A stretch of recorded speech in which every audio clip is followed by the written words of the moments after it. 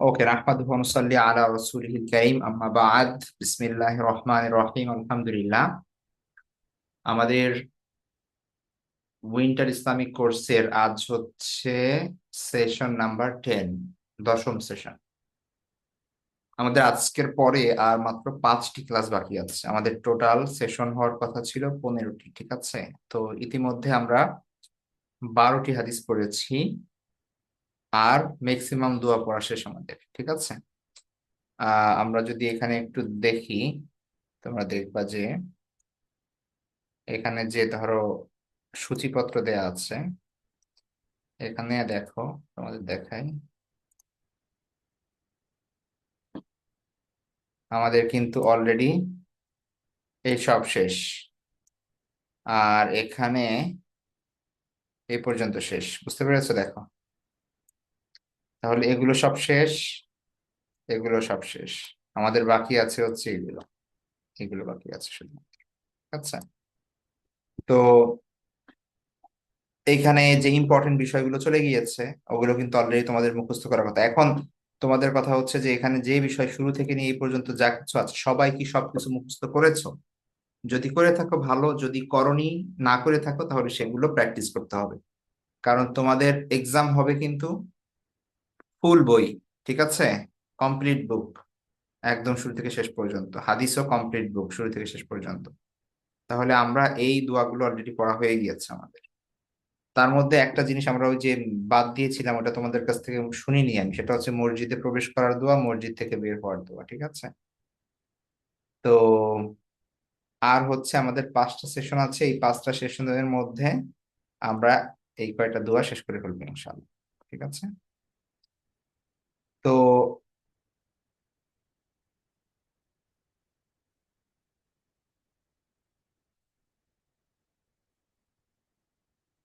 তো আমরা গত ক্লাসে পড়েছিলাম যে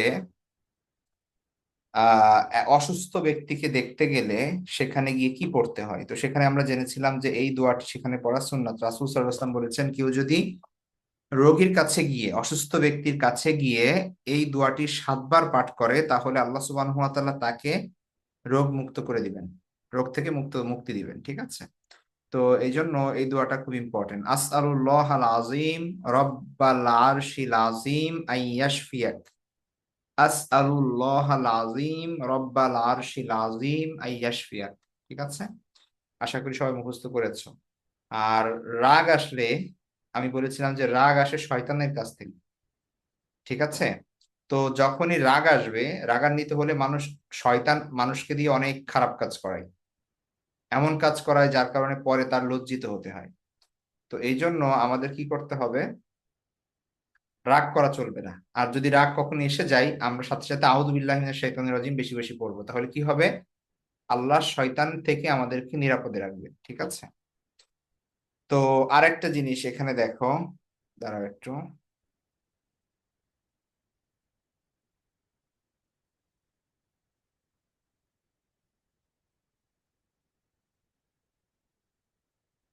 ওকে, আমাদের খুব বেশি আর নাই, ছোট ছোট দোয়া আছে কিছু।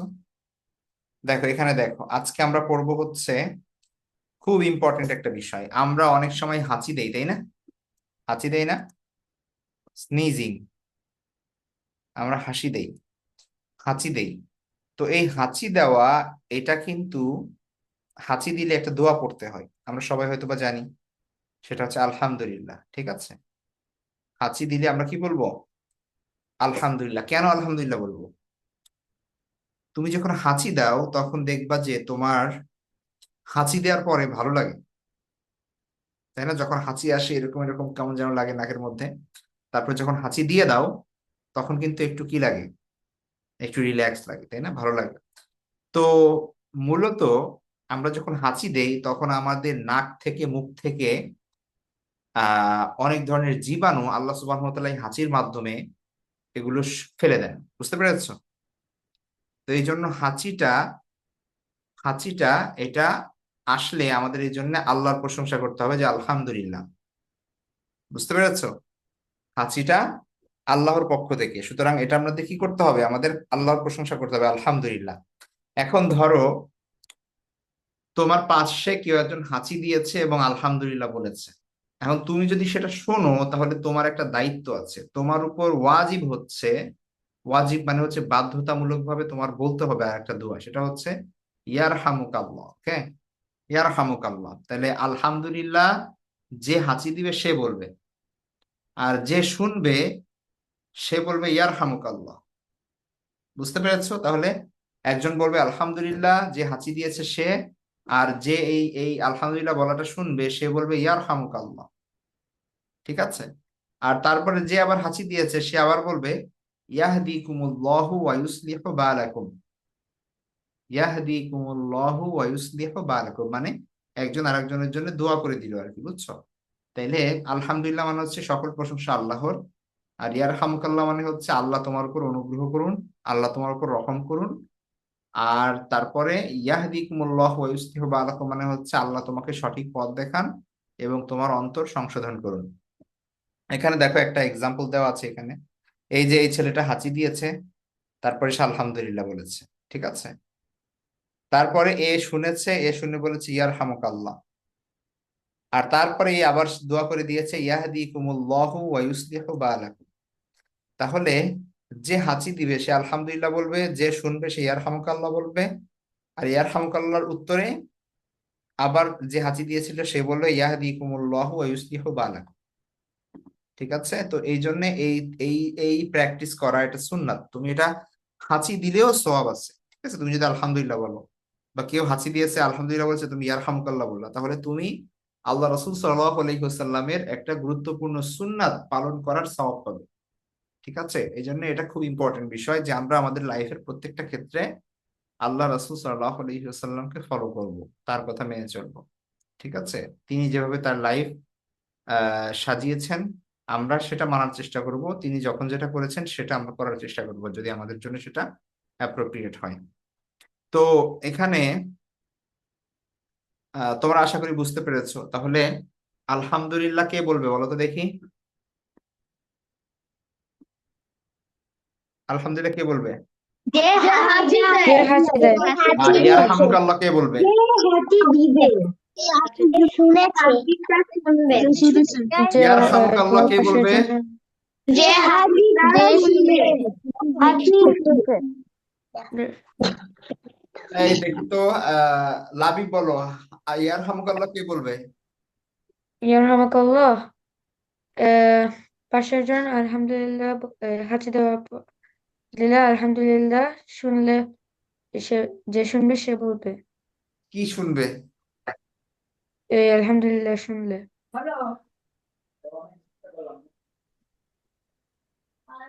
এই মানহা বুঝতে পেরেছো? মানহা বলো তো দেখি আলহামদুলিল্লাহ কে বলবে? যে হাঁচি দিয়েছে সে আলহামদুলিল্লাহ বলবে। তার পাশে যদি কেউ দেখে যে হাঁচি দিয়েছে আলহামদুলিল্লাহ বলেছে, তাহলে সেই আলহামদুলিল্লাহ বলবে। আর তারপর ইয়াহদিকুমুল্লাহু ওয়া ইউসলিহু বালাকুম কে বলবে? যে হাঁচি দিল সে বলবে। হ্যাঁ, তাহলে হাঁচির রিপ্লাই হচ্ছে আলহামদুলিল্লাহ, আলহামদুলিল্লাহ রিপ্লাই হচ্ছে ইয়ারহামুকাল্লাহ, আর ইয়ারহামুকাল্লাহ রিপ্লাই হচ্ছে ইয়াহদিকুমুল্লাহু ওয়া ইউসলিহু বালাকুম। বুঝতে পেরেছো?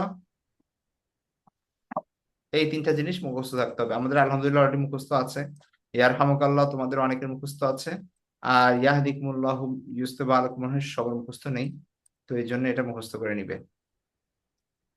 আচ্ছা ঠিক আছে, আজকে শুধু এতটুকুই থাকবে। আর হচ্ছে একটা হাদিস পড়ি আমরা। আমাদের কয়টা হাদিস বাকি আছে দেখো। আমরা এগুলো সব শেষ করেছি, আমাদের এই পর্যন্ত হয়েছে, 12 পর্যন্ত। এটা হচ্ছে 12 নম্বর হাদিস পর্যন্ত, 26 পৃষ্ঠায়। ঠিক আছে? তাহলে আমাদের হাদিস বাকি আছে 1 2 3 4 5 6 7 8টা হাদিস বাকি আছে। 8টা হাদিস আমাদের 5 ক্লাসে 6 ক্লাসে পড়তে হবে। ঠিক আছে? আজকে একটা পড়তেছি, আর তারপরে 7টা হাদিস আমাদের 5টা ক্লাসে পড়তে হবে। সেটা কি জানিস? একটা মুখস্থ চাই, কি বলবো আর। আচ্ছা আচ্ছা, দেখো আমরা গত ক্লাসে পড়েছিলাম এই হাদিসটি, হ্যাঁ? বার এটা পড়েছিলাম না, না এটা, হ্যাঁ গত ক্লাসে আমাদের 11 ছিল এবং 12 ছিল, 11 12 পড়েছিলাম আমরা। তাহলে 12টা হচ্ছে লা ইয়াহিল্লু লিমুসলিমিন আইয়াহজুরা আখাহু ফাওকা সালাস। ঠিক আছে, লা ইয়াহিল্লু লিমুসলিমিন আইয়াহজুরা আখাহু ফাওকা সালাস। কোন মুসলিমের জন্য এটা বৈধ নয় যে সে তার ভাইয়ের সাথে 3 দিনের বেশি কথা না বলে থাকবে, কথাবার্তা বন্ধ করে থাকবে।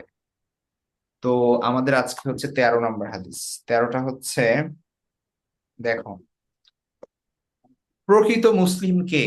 সত্যিকার অর্থে মুসলিম কে? আল মুসলিমু মান সালিম আল মুসলিমুনা মিন লিসানিহি ওয়া ইয়াদিহি। আল মুসলিমু, মুসলিম হচ্ছে ওই ব্যক্তি, মান যে, সালিমা আল মুসলিমুনা মিন লিসানিহি ওয়া ইয়াদিহি। তাহলে মান মানে যে, মানে যার, ঠিক আছে। মিন লিসানিহি মানে হচ্ছে যার জিহ্বা থেকে, ওয়া ইয়াদিহি এবং তার হাত থেকে, সালিম আল মুসলিমুনা মুসলমানরা নিরাপদ, অন্য মুসলমানরা নিরাপদ। তাহলে মুসলিম হচ্ছে ওই ব্যক্তি যার জিহ্বা থেকে এবং হাত থেকে অন্য মুসলিমরা নিরাপদ। মানে যে ব্যক্তি অন্য মুসলমানদেরকে হাত দ্বারা বা জিহ্বা দ্বারা আক্রমণ করে না। হাত দ্বারা আক্রমণ করা মানে হচ্ছে মারা, পেটানো, ঠিক আছে, কষ্ট দেওয়া শারীরিক ভাবে। আর মৌখিক, মুখ দ্বারা, মুখ দ্বারা হচ্ছে নিরাপদ মানে, জিহ্বা থেকে নিরাপদ মানে, মুখ থেকে নিরাপদ মানে কি, মানে হচ্ছে জিহ্বা দিয়ে কাউকে কষ্ট দেয় না, অর্থাৎ খারাপ কথা বলে, গালি দিয়ে, বকাঝকা দিয়ে, ঝগড়া করে কি করে না, সে কষ্ট দেয় না। তাহলে সত্যিকারের মুসলিম তুমি তখনই হতে পারবে যখন তোমার কথার দ্বারা ওকে কষ্ট পাবে না, তোমার আচরণের দ্বারা ওকে কষ্ট পাবে না, এবং তোমার মানে হাত পা দ্বারা ওকে কষ্ট পাবে না। তুমি কাউকে চড় দিবা না, ঘুষি দিবা না, লাথি দিবা না, মারবা না, ঠিক আছে, মারপিট করবা না, ঝগড়াঝাটি করবা না। তাহলেই তুমি একজন সত্যিকার অর্থে মুসলিম হতে পারবে। তাহলে আল মুসলিমু মান সালিম আল মুসলিমুনা মিন লিসানিহি ওয়া ইয়াদিহি। মুসলিম হচ্ছে ওই ব্যক্তি যার জিহ্বা থেকে ও হাত থেকে অন্য মুসলিমরা নিরাপদে থাকে। বুঝতে পেরেছো তোমরা? হ্যাঁ, আচ্ছা। তো হাদিস কিন্তু খুব কঠিন কিছু না, সহজ। আচ্ছা, তোমাদেরকে আমি 2-3 মিনিট সময় দিচ্ছি, এই হাদিসটা আমাকে মুখস্থ করে দাও তো দেখি। তোমরা বাসায় পড়ো না আমি জানি, এই জন্য তোমাদের ক্লাসে মুখস্থ করলে ভালো হবে। দেখি দেখি তোমাদের আমি কি বলে, সবাই আনমিউট করো, সবাই আনমিউট করো, সবাই আনমিউট করো, কেউ মিউট থাকবে না, সবাই আনমিউট করো। এবার জোরে জোরে এই হাদিসটা পড়ো। আল মুসলিমু মান সালিমাল মুসলিমুনা মিন লিসানিহি ওয়া ইয়াদিহি।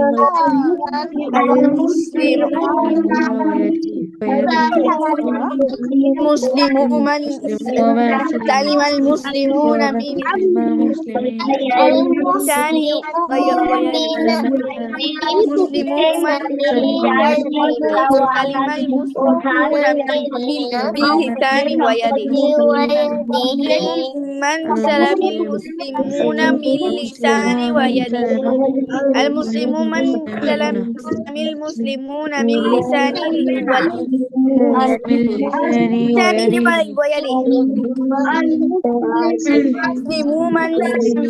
سلم المسلمون من لسانه ويده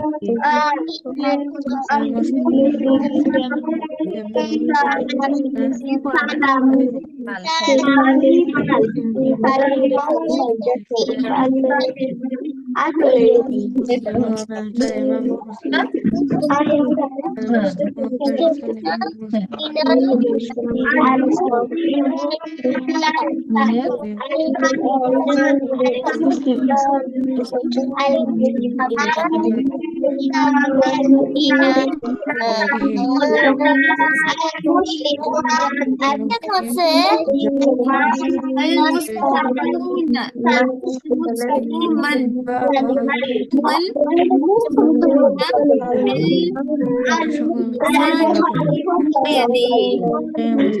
যার জিহ্বা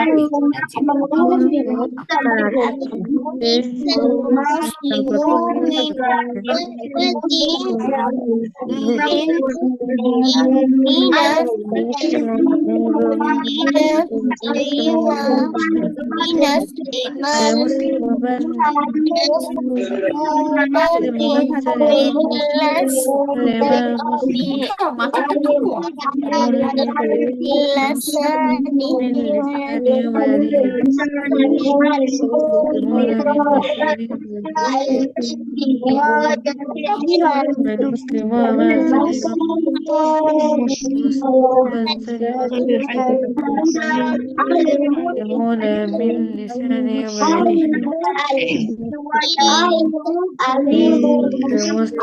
من سلم المسلمون من سلم المسلمون من لسانه ويده এই মুসলিম যার জিহ্বা হাত হাতে সকল মুসলিম নিরাপদে